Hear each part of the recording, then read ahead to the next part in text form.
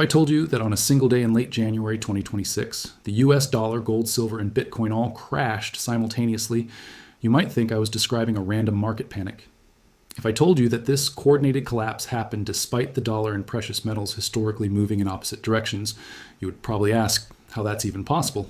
And if I told you that this synchronized demolition of every major asset class was not an accident, not a natural market reaction, but a carefully orchestrated move in a game being played by forces most people don't even know exist, you would likely demand proof. The answer is as disturbing as it is simple. What you witnessed wasn't the invisible hand of the market at work. It was the very visible fist of coordinated central bank policy, institutional warfare, and a reset mechanism that's been planned for years. This is not a story about cryptocurrency scams or gold bugs preaching doom. This is a story about the men who control the printing presses, the exchanges where your wealth is traded, and the rules of the game itself. Men who decided that the only way to save their power was to destroy everyone else's savings.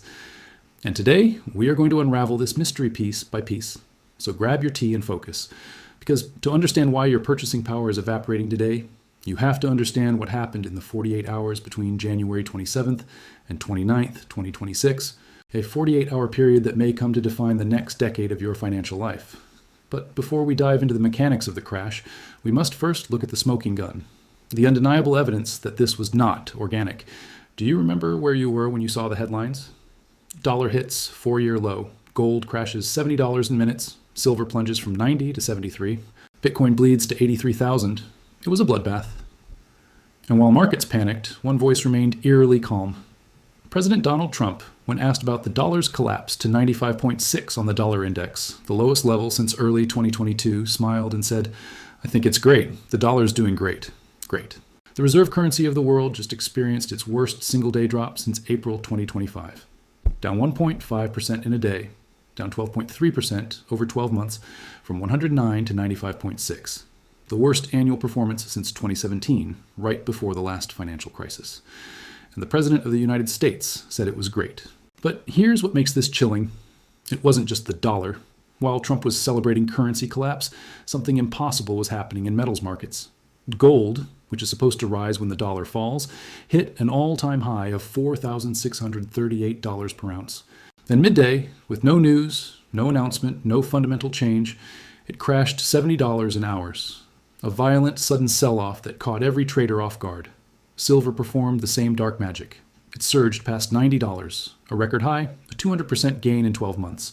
Then within a trading session, it plunged to $73, a 20% intraday collapse. Again, midday. Again, no explanation. And Bitcoin? The digital asset that's supposed to be uncorrelated to traditional markets, that's supposed to thrive when fiat currencies fail, plunged to $83,000, down 25% from its December peak. Capital exiting crypto at record speed despite dollar weakness. This isn't how markets work. When the dollar collapses, gold rises. That's the law. Flight to safety. Store of value. The inverse correlation that has held for decades. But on this day, in this 48-hour window, both crashed together. Dollar down, metals dumped, crypto crushed, everything falling simultaneously. The financial media scrambled for explanations. They blamed profit-taking. They blamed algorithmic liquidations. They blamed technical levels. But the numbers told a different story. This was coordinated, institutional and planned. To understand why this is impossible under normal circumstances, we have to look at the fundamental physics of financial markets. Markets operate on correlations. When asset A goes up, asset B typically goes down, or stays flat, or moves independently. These correlations are the bedrock of investing. They're why diversification supposedly works. The dollar and gold have a negative correlation. When the dollar strengthens, gold falls because gold is priced in dollars. When the dollar weakens, gold rises because it takes more dollars to buy the same ounce. This relationship is so reliable that traders base entire strategies on it. It's been true for 50 years since Nixon ended gold convertibility in 1971. But on January 27th and 28th, 2026, this law of financial physics broke. The dollar fell 1.5%, the worst drop since April. Gold should have exploded upward. Instead, it crashed. Silver, which has an even stronger inverse correlation to the dollar because of its industrial uses, also crashed. And Bitcoin, which many argue is digital gold, also crashed. This is statistically improbable to the point of impossibility. It's like watching gravity work normally all day, then seeing a ball fall upward at noon. Something external, something powerful intervened. What could cause this? Only one thing. Coordinated selling pressure so massive that it overwhelmed natural market forces. Someone, or some group of entities, dumped gold, silver, and Bitcoin simultaneously while the dollar was falling, and they dumped enough to crash prices despite the fundamental tailwinds pushing them higher. Who has that kind of capital? Who has the coordination? Who has the motive? Central banks? Bullion banks? The institutional players who control the derivative markets where paper gold and silver trade? The exchanges that can raise margin requirements overnight? The alliances that operate above the law, protected by government exemptions? The same forces that have manipulated these markets before, been fined billions of dollars for it, and continue operating because they're deemed too important to prosecute. Let's start with the dollar, because the dollar is where this story begins and ends. The US dollar index, the DXY, measures the dollar against 6 major currencies: euro, yen, pound, Canadian dollar, Swiss franc, Swedish krona. It's the global benchmark for dollar strength. 1 year ago, in January 2025, it stood at 109. Strong dollar. America first. Confidence high. Today, 95.6, a 13.4 point drop, 12.3% annual decline. If this trend continues through 2026, it will mark the first back-to-back annual losses since 2006 to 2007, and the setup for the financial crisis. But the collapse accelerated this week, violently. On Monday, Martin Luther King Jr. Today, U.S. markets were closed, but global currency markets stayed open. And they attacked. The dollar fell. Hard. By Tuesday, traders were paying the highest premium on record to hedge against further dollar declines. Options markets pricing catastrophic downside.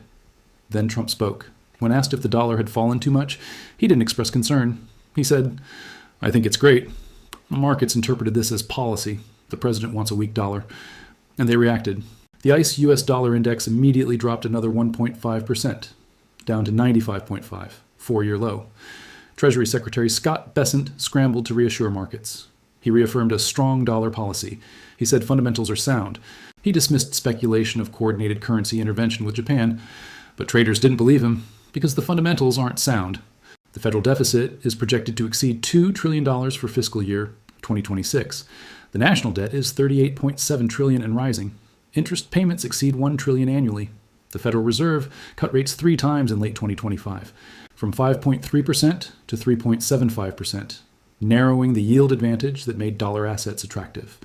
And foreign investors are fleeing. Japanese institutions, facing their own fiscal crisis with 40-year bond yields, breaking 4% for the first time in 30 years, are selling U.S. treasuries to bring capital home. Citigroup estimates $130 billion in potential selling from Japan alone. European countries, angered by Trump's threats over Greenland and his tariff policies, are diversifying. A Danish pension fund, Academiker Pension, announced they're exiting U.S. treasuries entirely by end of month. Symbolic, but powerful. If allies weaponize treasury holdings, confidence erodes. And the dollar dies. Peter Schiff, chief economist at Euro-Pacific Asset Management, warned, "The dollar's reserve currency status allows us to live beyond our means. Soaring debt, tariffs, and military threats jeopardize that status. When it's lost, economic collapse will follow." Representative Thomas Massey added, "While as the dollar's reserve currency status diminishes, so does our ability to tax the world by creating more money." This is the end game, not a correction, a structural collapse, and it's accelerating. Now, if the dollar is collapsing, gold and silver should be soaring. That's the historical pattern. The fundamental law, flight to safety, store value, protection against currency debasement, and they did soar. Briefly, gold hit $4,638 per ounce, an all-time record. Silver touched $90, 200% gain in a year. Unprecedented. Historic. The kind of move that happens once in a generation. Then, midday, everything reversed. Gold crashed $70 an hour. Silver plunged from 90 to 73, a 20% collapse, and the financial media offered no explanation. Or rather, they offered meaningless explanations. Profit-taking, algorithmic liquidations, technical resistance levels. But traders watching the markets saw something different. They saw massive sell orders hitting the COMEX, the commodity exchange, where gold and silver futures trade, at the exact same time. Coordinated, institutional, not retail panic, not algorithms gone rogue, deliberate selling. This is the same pattern we documented weeks ago when silver surged to $90, and the CME Group, the entity that controls the COMEX, raised margin requirements overnight to $32,500. The result? 44 silver trading firms in Rajkot, India went bankrupt instantly. $425 million in liabilities. Gone. not because silver fundamentals changed, because the casino changed the rules mid-game. The mechanism is simple and brutal. Let retail investors and small players pile into precious metals. Let prices run to euphoric levels, create FOMO, fear of missing out. Get everyone fully invested, leveraged, emotionally committed. Then, during low liquidity periods when most traders are at lunch or sleeping, hit the market with massive coordinated sell orders. Futures contracts, paper gold and silver, not physical metal. Prices crash, leveraged traders get margin calls, forced liquidations cascade, panic selling accelerates the drop. And at the bottom, after the weak hands have been shaken out, the same institutions that crashed the price buy physical metal at massive discounts. This is wealth transfer, from retail to institutions, from paper holders to physical accumulators, from those who believe the market is free to those who know it's controlled. And it's documented. JP Morgan Chase paid $920 million in fines in 2020 for systematic spoofing in precious metals markets. $920 million. That's not a penalty for a mistake. That's punishment for years of coordinated manipulation. Deutsche Bank settled silver manipulation class action lawsuits in 2016. They provided evidence against other banks, meaning multiple institutions were coordinating. This isn't conspiracy theory. This is proven, prosecuted, fined market manipulation. And it's still happening, because the fines are just the cost of doing business. The profits from manipulation exceed the penalties by orders of magnitude. Now, Trump's role in this is fascinating and deeply suspicious. When asked about the dollar hitting a 4-year low, he didn't express concern. He said, "I think it's great. The dollar's doing great." Why would a president celebrate currency collapse? There are 3 possible explanations. First, Trump genuinely believes a weak dollar helps American exports, makes U.S. products cheaper globally, reduces the real value of America's debt, undermines China's dollar reserves. He views currency as a weapon in economic warfare. Second, Trump is reckless and doesn't understand that reserve currency status is fragile, that confidence, once lost, doesn't return, that you can't weaponize the dollar without consequences. Third, and this is the disturbing one, Trump is coordinating with forces that want to reset the global monetary system, that the dollar collapse is intentional, that the destruction of alternatives, gold, silver, Bitcoin, is creating space for a new system. Central bank digital currencies, IMF special drawing rights, a multipolar currency order where America maintains influence but not dominance. Which explanation is correct? I don't know, but the evidence suggests it's not random. Trump's tariff threats against 8 European countries starting February 1st, his military posturing over Greenland, his alienation of NATO allies. These actions accelerate dollar decline, and European officials are responding. Emergency meetings, discussions of counter tariffs, punitive measures. And remember, European countries hold $8 trillion in U.S. bonds and equities, twice as much as the rest of the world combined. If Europe retaliates by dumping U.S. assets, markets face catastrophic selling pressure. The Danish pension fund exit was symbolic. $100 million, tiny. But the message was clear. We don't have to hold your debt. George Cattrambone, head of fixed income at DWS Americas, said, "The Danish pension fund retort is an important gauge of sentiment. If allies weaponize treasury holdings, the dollar's reserve status dies. Is Trump deliberately destroying the dollar, or is he just incompetent? Either way, the result is the same: structural collapse, reserve currency crisis, global financial restructuring. But to truly understand what happened in those 48 hours, we need to look at the machinery behind the curtain, the mechanisms that make coordinated manipulation possible. Because this level of synchronization requires infrastructure. It requires exemptions from normal market rules. It requires the blessing of governments. Let's start with the COMEX, the commodity exchange where gold and silver futures trade. The COMEX is controlled by the CME Group, a private corporation. But it operates with government sanction. It has the power to change margin requirements, the amount of cash traders must keep in accounts overnight, without warning, without oversight. When silver hit $90, the CME raised margins to $32,500. This forced leveraged traders to either deposit massive amounts of cash immediately or face automatic liquidation. 44 firms in India went bankrupt. Hundreds of retail traders worldwide got wiped out, not because they made bad trades, because the exchange changed the rules mid-game. This is legal. The CME has regulatory approval to protect market stability, but protecting stability means protecting the bullion banks, the major institutions with short positions in precious metals, from getting squeezed by rising prices. It means crushing retail traders when they threaten institutional profits. Now let's look at the dollar manipulation. The Federal Reserve has tools that most people don't understand: currency swap lines, repo operations, coordinated intervention with other central banks. The New York Fed's rate checks on Friday signaled potential yen intervention. Strengthening the yen means weakening the dollar, intentionally. And Treasury Secretary Bessent despite denying intervention plans, has the authority to coordinate with Japan's Ministry of Finance. They can execute coordinated buying or selling in currency markets. They can move billions in minutes, and they can do it secretly, reporting months later in technical filings nobody reads. Now, let's talk about Bitcoin, because crypto got destroyed too. And the timing is suspicious. Bitcoin peaked at $108,000 in December 2025. Digital gold, they called it, a hedge against fiat currency debasement, uncorrelated to traditional markets. The future of money?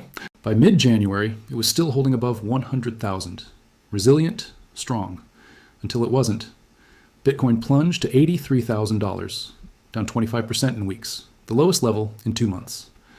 And here's what's interesting. Capital isn't rotating from crypto to stocks. It's not moving to bonds, it's exiting everything simultaneously. According to analysts, capital exits crypto as gold and S&P 500 hit record highs.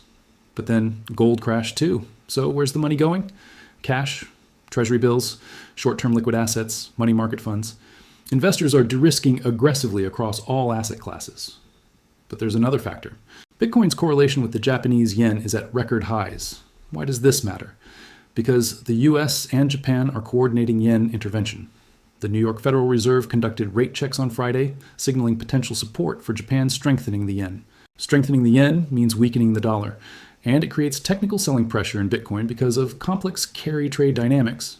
Hedge funds that borrowed yen at 0% to buy Bitcoin now have to unwind those positions as Japanese rates rise to 0.75% and the yen strengthens. But long-term, dollar weakness should support Bitcoin. Lower US rates, global liquidity expansion, risk on environment, digital scarcity versus fiat infinity. The fundamentals scream bullish. So why is Bitcoin crashing while the dollar collapses? Because this isn't normal market behavior. This is coordinated demolition. Crush crypto, dump metals, collapse the dollar, shake confidence in all alternative assets. Then what? Central bank digital currencies, the reset. A new monetary system where governments control every transaction, where Bitcoin is memory hold as a failed experiment, where gold is just a barbarous relic, where the only money that matters is programmable, trackable, confiscatable, government digital currency. This is the endgame. And the 48-hour crash was a preview. For Bitcoin, the mechanism is different but equally effective. Exchanges like Coinbase and Binance have the power to halt trading during extreme volatility. They can implement circuit breakers. They can restrict withdrawals. And major institutional players, funds managing billions in crypto, can coordinate selling to trigger algorithmic liquidations and cascade effects. These aren't free markets. These are controlled environments where the house always wins. And the house is staffed by former regulators, former central bankers, former treasury officials. The revolving door between government and finance ensures that the rules are written by the players. This is the empty core theory applied to modern markets. The idea that truly free competition in certain industries leads to chaos, that some level of control, coordination, and cartelization is necessary, but necessary for whom? Not for you, for the institutions, for the system, for the empire that operates above nations. So what happens next? Where do we go from here? Let's game this out based on historical precedent and current trajectories. Scenario 1, controlled reset. The dollar stabilizes around 95. Gold settles near 4,500. Bitcoin finds support at 80,000. Volatility decreases. Markets calm. The Federal Reserve and Treasury coordinate with other central banks to manage the transition to a weaker dollar without triggering panic. Life continues. This is the best case. Scenario 2, accelerated collapse. The dollar breaks below 95. Next support is 93, then 90. Each level that breaks triggers more selling, more panic. Foreign investors flee U.S. assets. Treasury yields spike. The Fed is forced to choose between defending the dollar with rate hikes, which crashes the economy, or letting it fall, which destroys confidence. Gold surges past 5,000 despite suppression. Bitcoin either collapses to 50,000 as risk-off sentiment dominates, or explodes to 150,000 as the last uncensorable asset. This is the probable case. Scenario 3, full reset. The dollar loses reserve status. The IMF announces emergency special drawing rights expansion. Central banks coordinate a new global reserve currency backed by a basket of currencies and gold. All existing currencies revalue. Existing debt is restructured or defaulted. Wealth is wiped out for those holding the wrong assets. Central bank digital currencies are rolled out globally. Privacy dies. Financial freedom dies. But the system survives, transformed. This is the nightmare case for freedom, or the opportunity case for those positioned correctly. Which scenario unfolds depends on two factors: how fast foreign investors flee the dollar, and whether central banks can maintain control of precious metals and crypto markets through continued manipulation. If dollar selling accelerates and gold breaks 5,000 despite institutional suppression, we're in scenario 2 or 3. If they can stabilize the dollar above 95 and keep metals capped, scenario 1 is possible, but the trend is clear. Dollar down, metals volatile but trending up long term, crypto caught in crossfire, fiat currencies losing trust. The reset is coming. The only question is speed and violence. So what do? How do you position yourself when the game is rigged and the house is coordinating against you? First, understand this is coordinated volatility designed to shake you out of positions. Don't panic sell at bottoms. Don't FOMO buy at tops. Institutions want emotional reactions. Trading against emotion is survival. Second, physical assets over paper promises. If you own gold or silver, it must be physical. Bars you can hold, coins in your possession, allocated storage you control. Not ETFs, not futures, not certificates. Physical metal cannot be margin called, cannot be confiscated electronically, cannot disappear when exchanges change rules. Third, reduce dollar concentration. Not all your money, but diversify. Hold euros, Swiss francs, Norwegian kroner, Singapore dollars. Spread currency risk. The dollar may survive, but holding only dollars is concentration risk in a collapsing asset. Fourth, long-term view defeats short-term manipulation. Gold at 4,500 today will likely look cheap at 6,000 in 2 years. Silver at 75 will look cheap at 150. They can dump prices in hours, but they cannot change the fundamentals. Currency debasement is policy. Deficit spending is structural. Precious metals are the release valve. Fifth, maintain liquidity for opportunities. When they dump gold $70 in a day, that's a buying opportunity. But only if you have cash ready. Keep 20 to 30% in liquid form. Boring, safe, ready to deploy. Sixth, zero leverage. This is how they destroy you. Margin calls during coordinated dumps. Forced liquidations at worst prices. If you cannot hold through a 50% drawdown, you're over-leveraged. Cash positions only. Seventh, watch the dollar. If DXY breaks below 93 decisively, acceleration begins. That's your signal scenario 2 or 3 is unfolding. Reposition accordingly. Don't wait for confirmation from media. By then, it's too late. The US dollar index hit 95.6, a 4-year low. Trump said, "It's great." Gold hit 4,638, then crashed $70 an hour. Silver hit 90, then plunged to 73. Bitcoin fell to 83,000. Everything crashing simultaneously. This is not natural market behavior. This is coordinated institutional warfare. The dollar collapse is policy. The metal suppression is protecting the system. The crypto crash is clearing space for CBDCs. And we're trapped in a dilemma that sits at the heart of modern finance. We want free markets, but we're given controlled demolitions. We want price discovery, but we get algorithmic manipulation. We want alternatives to fiat currency, but every alternative gets attacked the moment it threatens the monopoly. The shipping cartels of the 19th century were deemed necessary evils. Without them, the argument went, global trade would collapse into chaos. Today, the central banking cartel, the bullion banking cartel, the exchange monopolies, they make the same argument. Without us, they whisper, the system breaks. We are too big to fail, too important to prosecute, too powerful to challenge. And they might be right. Breaking them might cause short-term chaos. But leaving them in control guarantees long-term destruction of your purchasing power. It's the choice between two poisons, the tyranny of the monopoly or the chaos of true competition. But here's what they don't tell you. The chaos is coming regardless, because the debt is unsustainable, the deficits are structural, and the dollar's reserve status is dying. The only question is whether you'll see it coming. So what do you think? Is this coordinated demolition? Or am I seeing patterns in random noise? Are Trump's comments about the dollar being great a deliberate policy signal or reckless ignorance? Let me know in the comments below. And if you want to understand more about the hidden forces that shape your wallet and your world, make sure you're subscribed. We are building a library of the history they don't teach you in school, the mechanisms they don't want you to understand, the patterns that repeat across centuries. Until next time, keep your eyes on the horizon, because the next wave is coming. And it's bigger than anything we've seen before.